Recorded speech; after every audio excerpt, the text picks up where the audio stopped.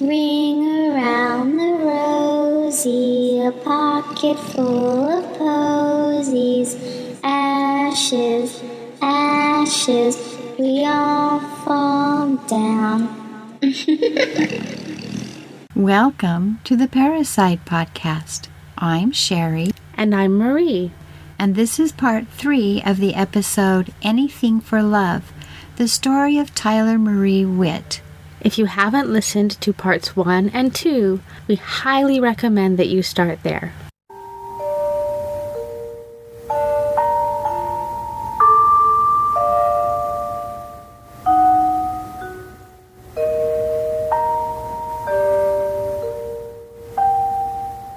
Tyler was a 14-year-old emo girl who didn't appreciate all of the good in her life, especially her mother. She met a boy, well, really a man. He was already 19 years old, and they got together despite Tyler's mother, Joanne, pointedly telling Stephen that she would not tolerate him making moves on Tyler. Despite the warning, Tyler and Stephen got together. They convinced Joanne to let Stephen move into her upscale home as a favor. Part of this convincing was them telling Joanne that Stephen was gay, which was at least partially true since his last relationship had been with a male, but he really seems to be, at the very least, bi. After a few peaceful months, Joanne discovered their secret sex room. She kicked Stephen out and told him she wouldn't have him charged with statutory rape if he would just leave her 14-year-old daughter alone. But Tyler was having none of that. She convinced Stephen to run away with her so they could kill themselves, and then they somehow decided Joanne had to die first. We ended part 2 with Tyler's version of the murder. Well, the version she used in court, at least. She had several versions. We'll begin this episode by sharing Boston's version of the murder.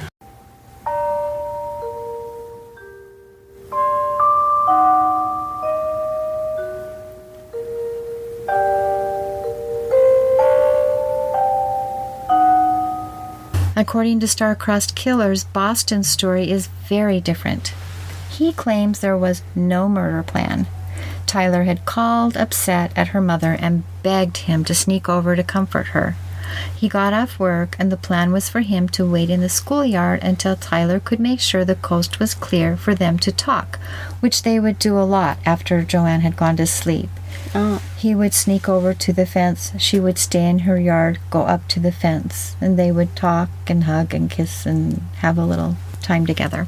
When he contacted her to make sure the coast was clear, Tyler told him to give her a minute. So he smoked and waited.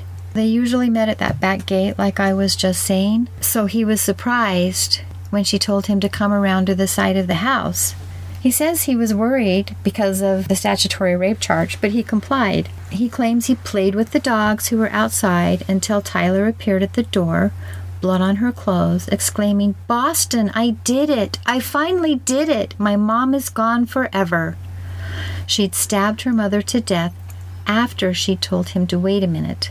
Explaining how his DNA ended up on Joanne's thigh was a bit of a challenge because all of the DNA evidence suggested it was a man who had killed her. He claimed Tyler took him upstairs to check out the body. Despite the 20 knife wounds, the blood, and the gaping hole in her neck, Boston claims he felt compelled to touch her thigh to ensure she was dead. He didn't really explain how his DNA ended up under her fingernails, though, other than a weak attempt at claiming that DNA touch transfer occurred when he pet her dogs outside. That makes no sense. That was his defense. The defense makes no sense.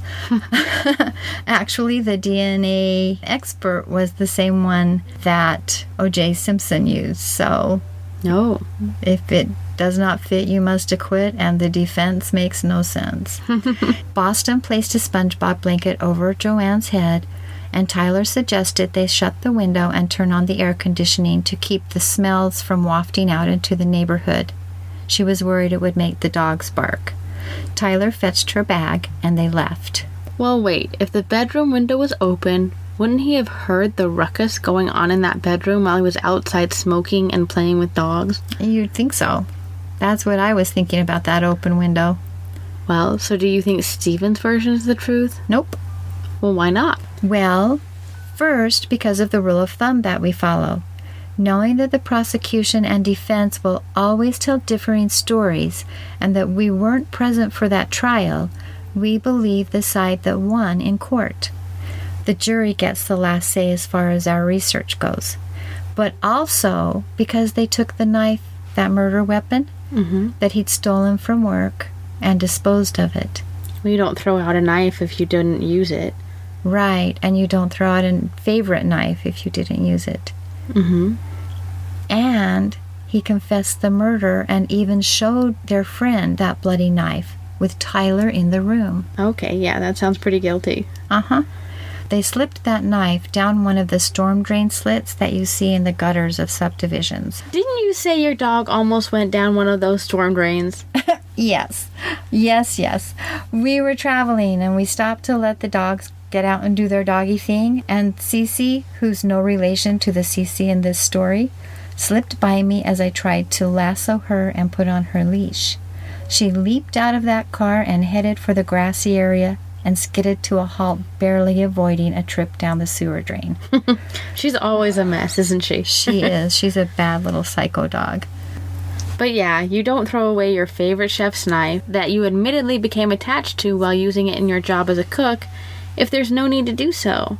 Right. He had a lot of knives in his car, too. He was, remember, a knife collector.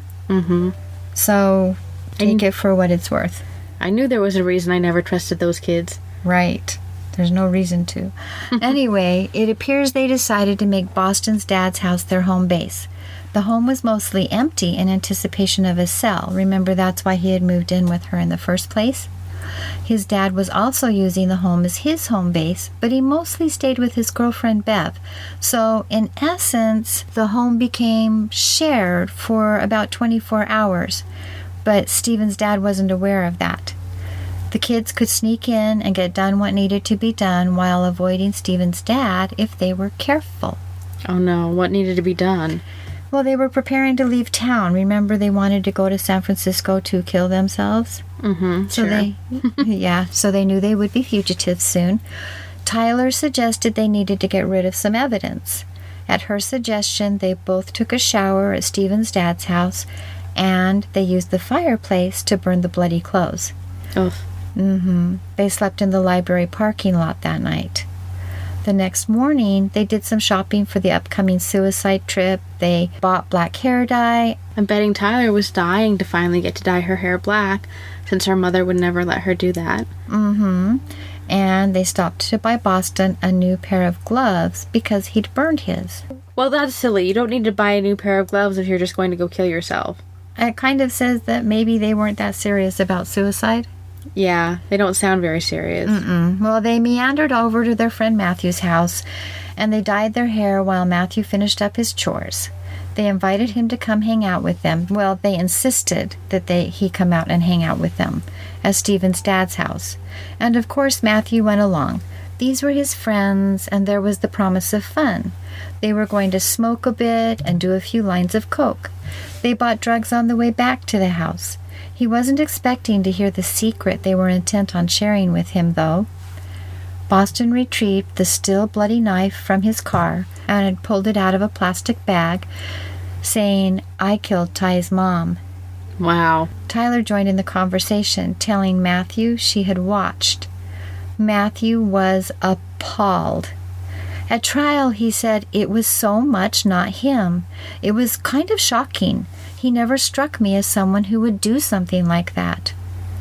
Matthew couldn't forget the look on Tyler's face as she told him she'd watched her mother die. The expected remorse and sorrow were, well, non-existent as she sat munching on her ramen noodles. Oh, how can you sit there eating while they talk about that? Especially when you've witnessed the murder. Yeah, you'd think that would make your stomach turn. Well, Matthew was having a difficult time processing all of this new information. But Boston's father suddenly showed up at the house with his girlfriend, wondering what they were doing there. Boston had quickly hidden both his drug case and the towel-wrapped knife when they heard his dad open the front door, so the conversation was over and the kids skedaddled. Boston's dad never knew that Tyler and he were an item. He was actually kind of surprised to learn the living arrangement had been extremely short-lived. When he asked Boston why it had ended, he told him he couldn't take it. Joanne's drinking problem was a huge issue, and he decided to just move out. So he also used Joanne as a scapegoat. Yeah. This surprised his dad at the time because of the assertion that she had a drinking problem the night of the dinner that wound up being completely false. But he was busy, and Boston was an adult, so he just didn't think there was anything he needed to follow up on. Upset at the news Tyler and Boston had shared with him, Matthew called a couple of their mutual friends and asked them to meet up at the local Safeway grocery store.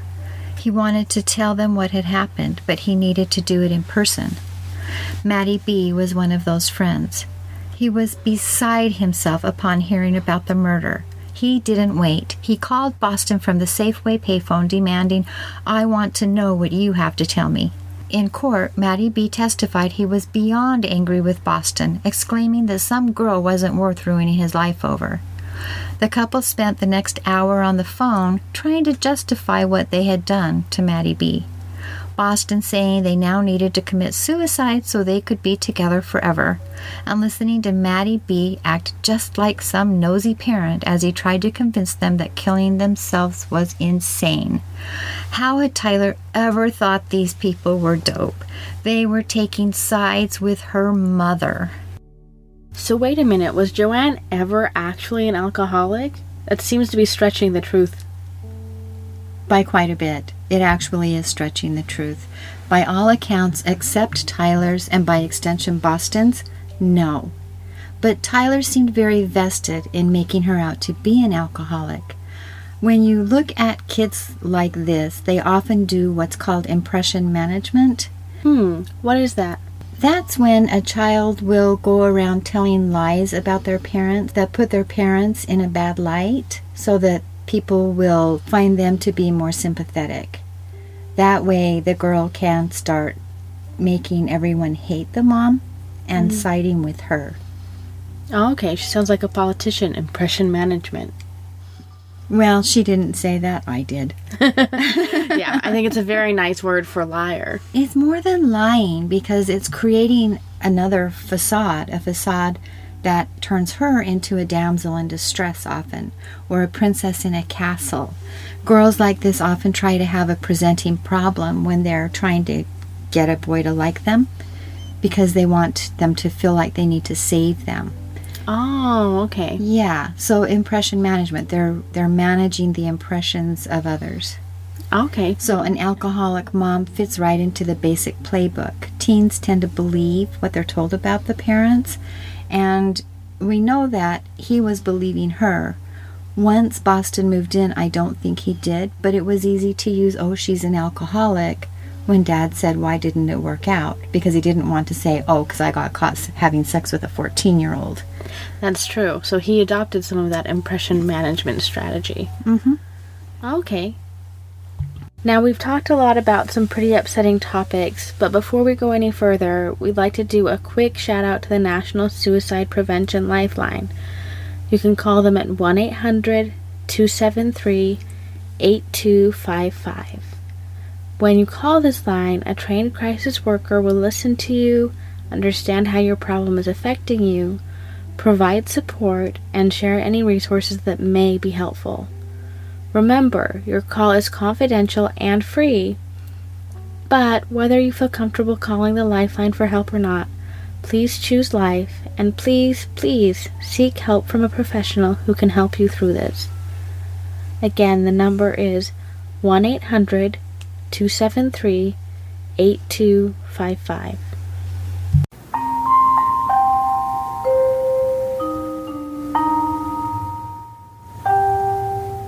San Francisco was supposed to be the scene of their double suicide. They wanted to do it on Monday. Upon arriving in San Francisco, they spent time shopping and hanging out in Chinatown. They also upgraded their hotel. The first one wasn't that great, so they checked into a Holiday Inn. I wonder where they were first if Holiday Inn was the upgrade. I know. Actually, they left their car and it was towed, which we get to later, and it was in the Tenderloin district, so maybe there. Oh, okay. Not a great place. Anyway, they spent June 13th, Saturday afternoon, high, writing suicide notes to mail to their friends.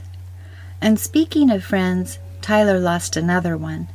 She'd signed into MySpace to see what was going on, and Boston's friend Eddie slid into her DMs. Earlier in the month, she'd asked Eddie, through her MySpace account, if he could help her get hold of some arsenic. He'd asked her why. Are you planning to kill your mother? And she'd replied, just kidding. His exchange with her this time was much less laid back. You sicken me beyond measure. You really killed her? He asked. I didn't say that, she replied. Now she's gone. I'm weeping, but I'm free. This started a fight, and Tyler took it all public on her MySpace page. When everything was said and done, Eddie stared at the scene for a minute and then downloaded the conversation for the police. Wow, that's crazy. I think Eddie is one of the more mature boys in that group. He and Maddie B. Yeah, they reacted a little bit more humanly to this. They absolutely did. Anyway, Tyler even wrote a 7-page story in Boston's Notebook chronicling the sordid but romanticized details of their relationship. Of course, this story was about a rather average boy who fell in love with a smart and beautiful 14-year-old. So, at least some of this story is fictionalized, right? Yes.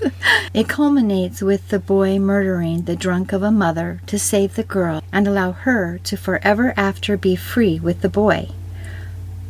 But free is a subjective term since the lovers commit suicide together after the murder.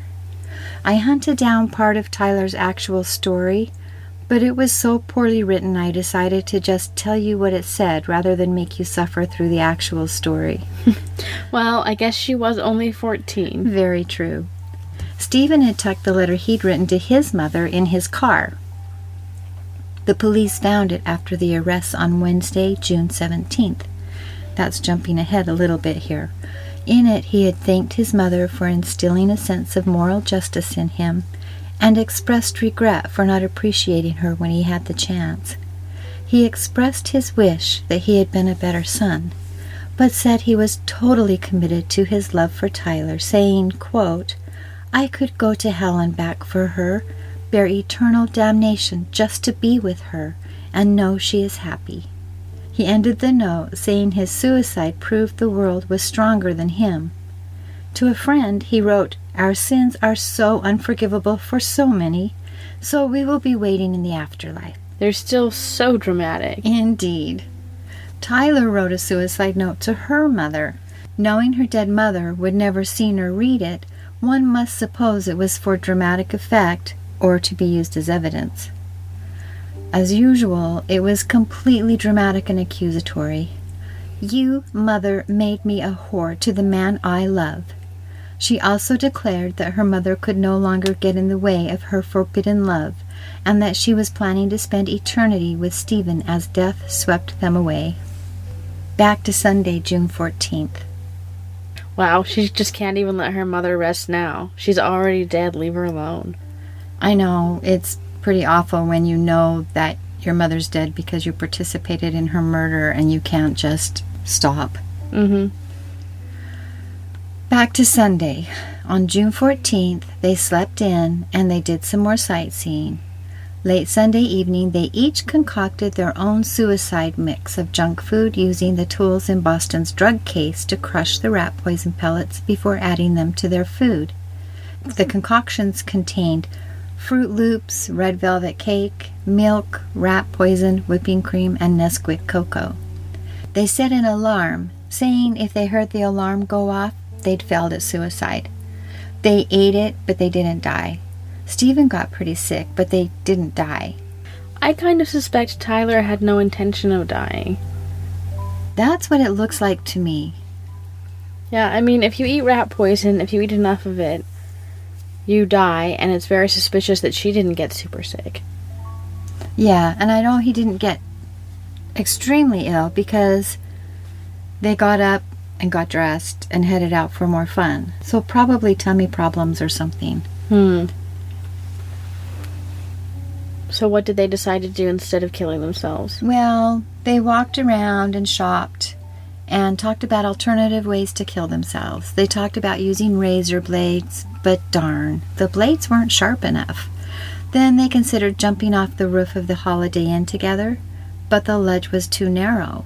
They would have to jump one after the other, and that didn't seem very romantic. Plus, Tyler said she was afraid of heights, so that really didn't do. The suicide failures sighed, packed their things up, and headed back to the car to head on home, or wherever. But the car, which, like I said, had been parked and left in the Tenderloin district, had been towed. They loitered, they caught some Z's in a graveyard on the night of the 15th, and meandered toward their fate. Things were heating up against their favor at home. Can I just say, if you're in San Francisco and you want to commit suicide, there's kind of like this large bridge that's really easy to jump off of. It's not as easy now. They've put in some anti-suicide equipment, but Boston was into knives. They should have had a few knives with them. Boston always had some kind of knife on him or in his trunk. He had a katana sword that he kept in his trunk all the time. Well, I'm sure that even though they thought that stabbing was a good enough death for Joanne, they didn't want to deal with that pain. Again, I don't think they were intending on dying. Me neither.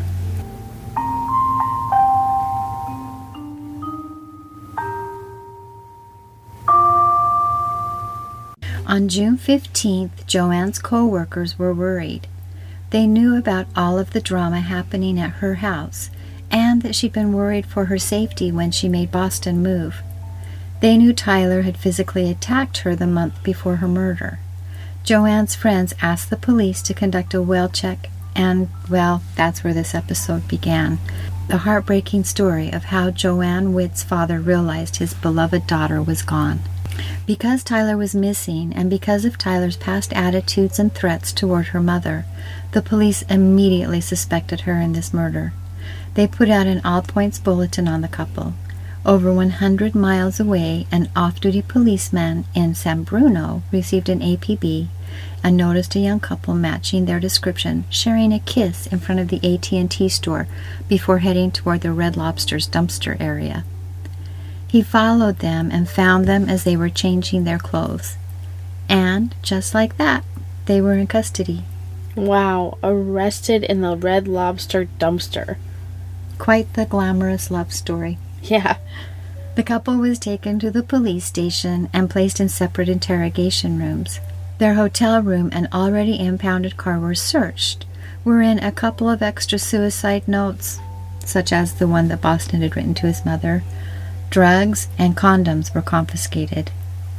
Tyler agreed to be interviewed after being read her Miranda rights. The investigators asked Tyler to narrate her version of what happened last Thursday.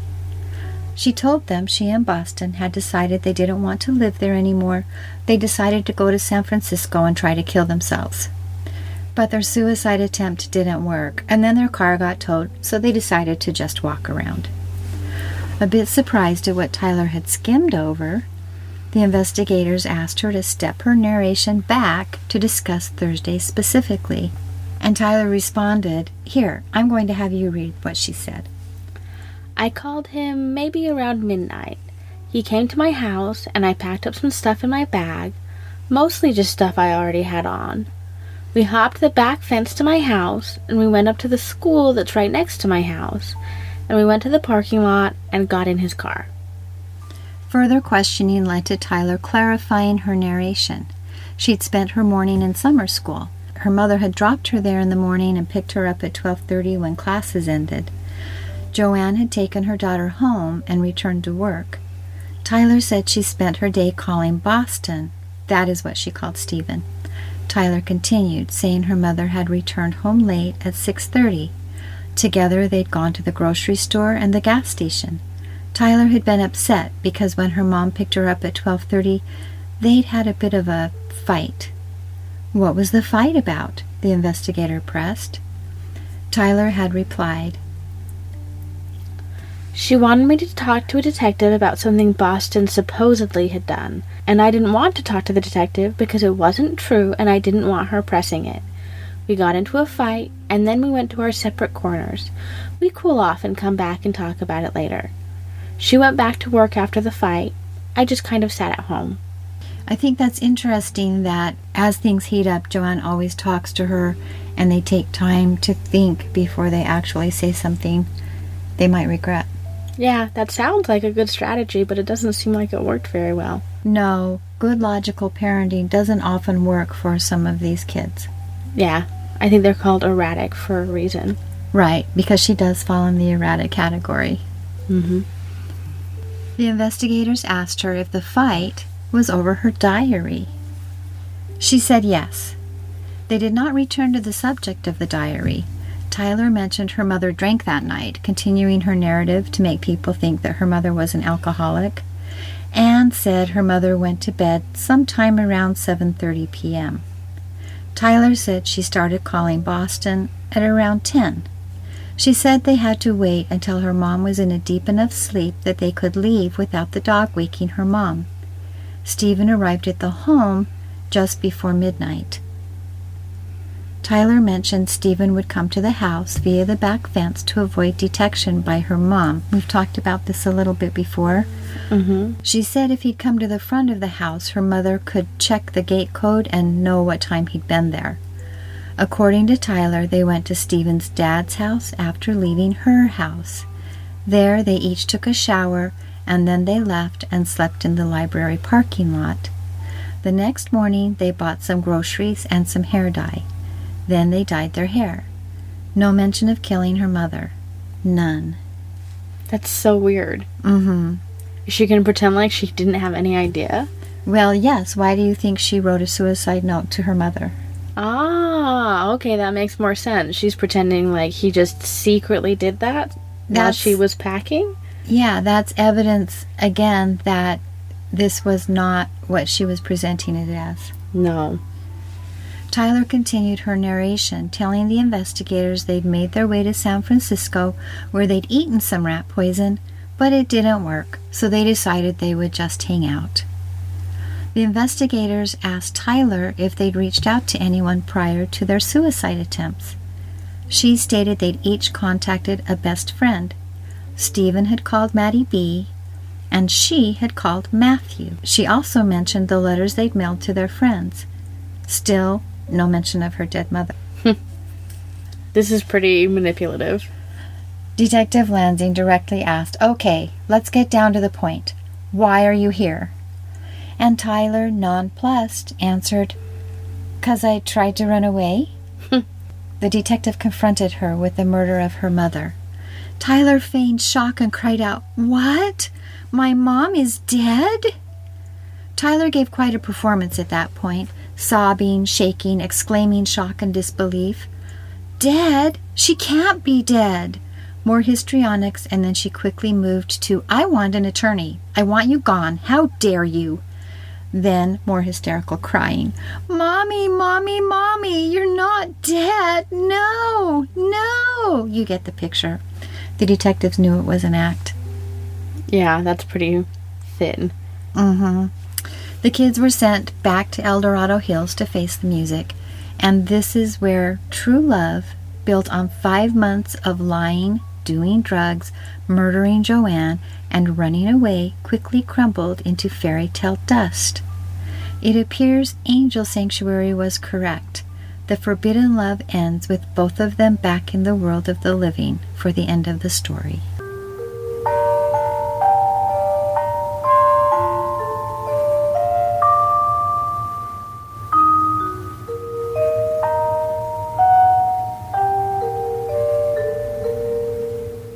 So what happened once the kids got back home? Well, Tyler's initial plea was not guilty by reason of insanity. Okay, that makes sense. I have a demon inside of me. Mm-hmm. I'm crazy. People have been trying this for a long time, and usually the "I was just possessed by a demon" is not a good defense. Yeah. Get an attorney. Mm-hmm. She eventually pled guilty to first-degree murder, with enhancements for lying in wait and killing a witness in a plea deal, and was immediately sentenced to 25 years to life. The agreement was that once she testified against Stephen, the first-degree conviction would be adjusted to a second-degree conviction, the enhancements would both be dropped, and her sentence would be adjusted to 15 years to life. Is it typical in a plea deal to make the person who made the plea agreement be convicted and sentenced for the bigger sentence prior to the trial that will get everything dropped? I don't think it is. This seemed unusual to me. I'm not sure why it was done this way. Yeah, I thought that was unusual too. Maybe they did this in case she didn't really cooperate at Stephen's trial. I'm not really sure.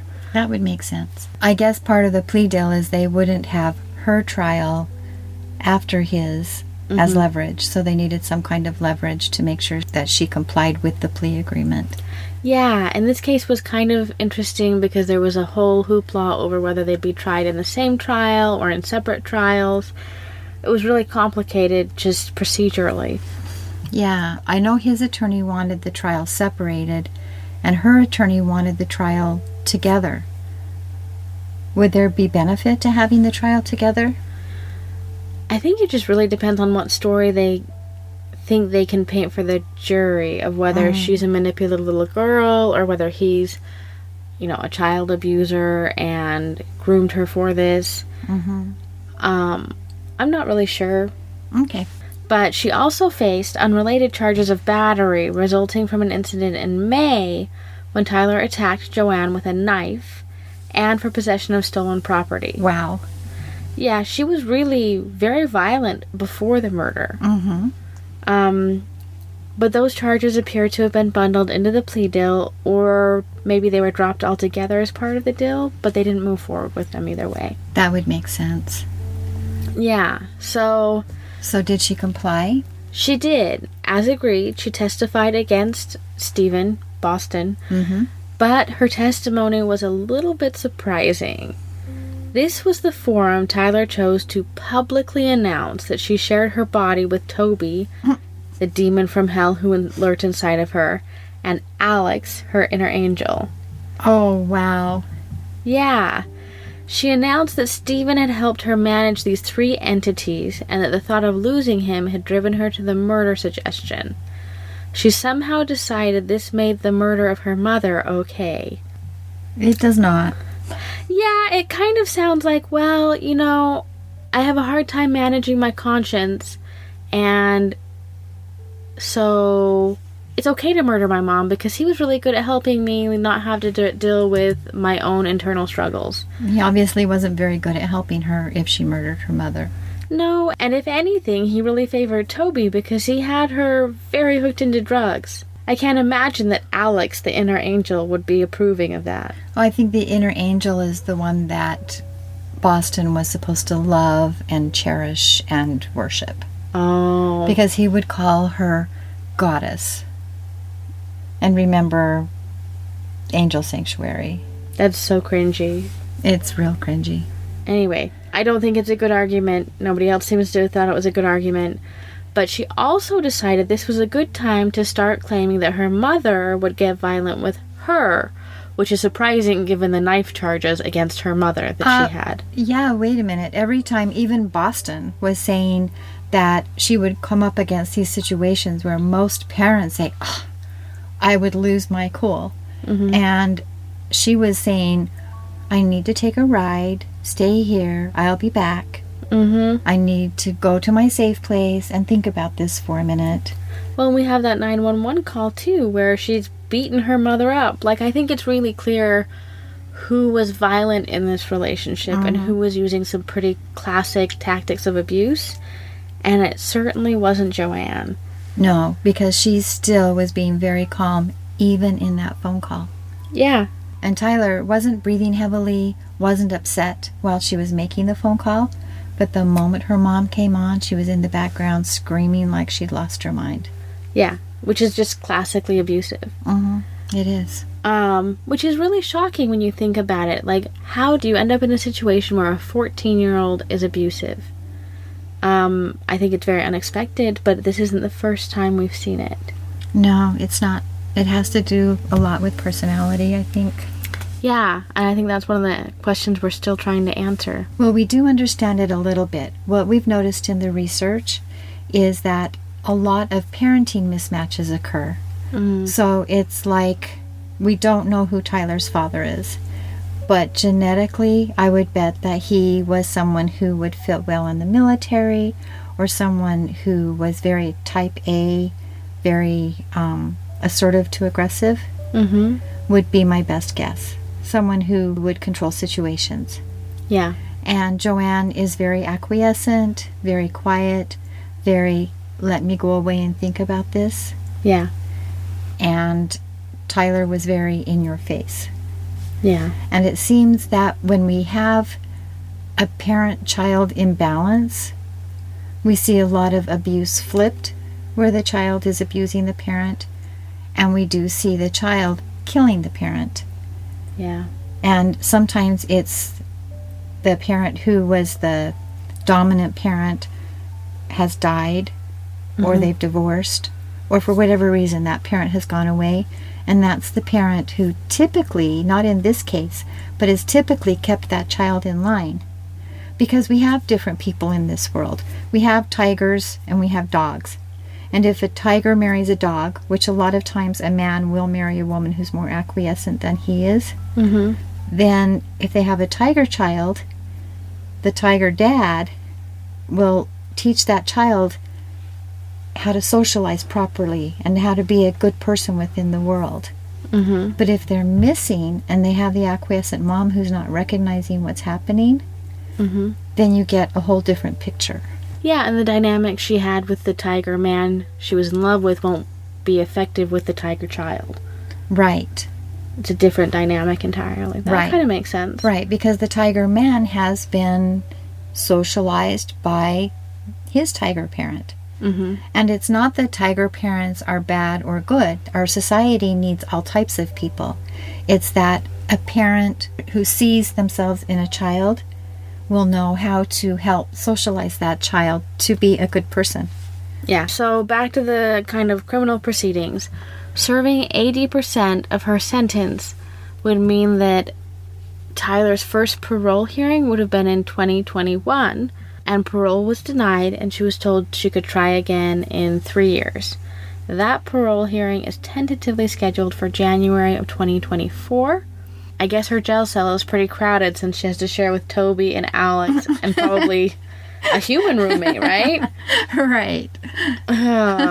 So what about Boston or Stephen?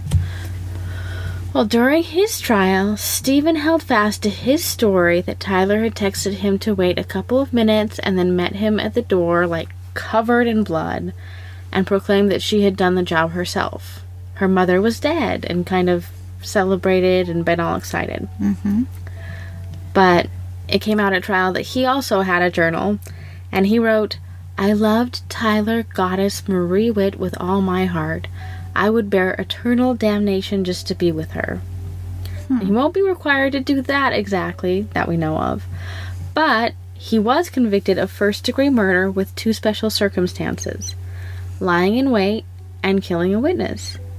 So instead of losing his own life, he lost a meaningful portion of it.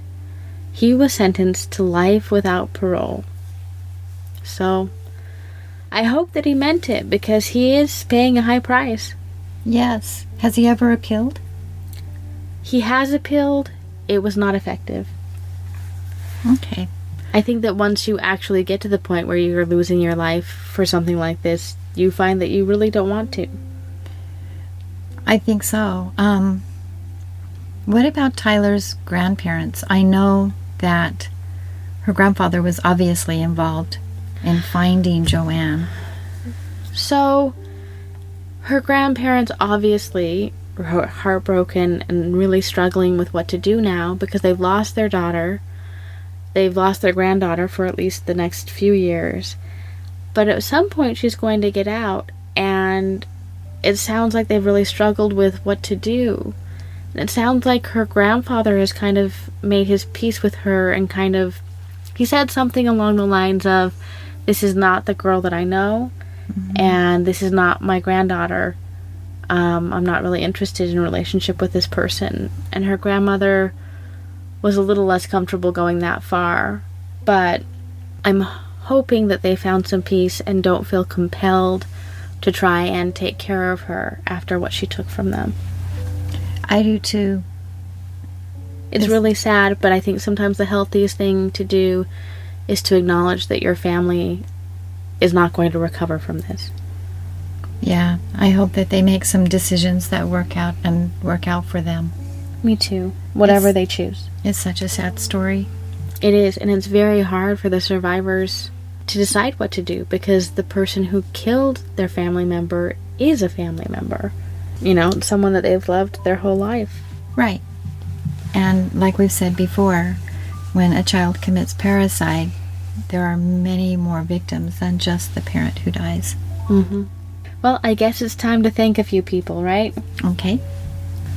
We'd like to thank Jade Brown, of course, for the music. And we'd like to thank the Sacramento Bee, the Modesto Bee, the Reno Gazette-Journal, My Life of Crime, Star-Crossed Killers by Robert Scott, and Dreamin' Demon for a host of information and pictures that we used to bring you this episode. We'd like to send our deepest and most sincere thanks to our most recent contributors to the Parricide Prevention Institute. Your support means the world to us, Dr. Auer, Katie, and Mark. If you're interested in doing something priceless to help our show, please follow and review the Parricide Podcast wherever you listen. Follow the Parricide Podcast on Instagram and Facebook, and share our show with 2 of your favorite podcast listeners.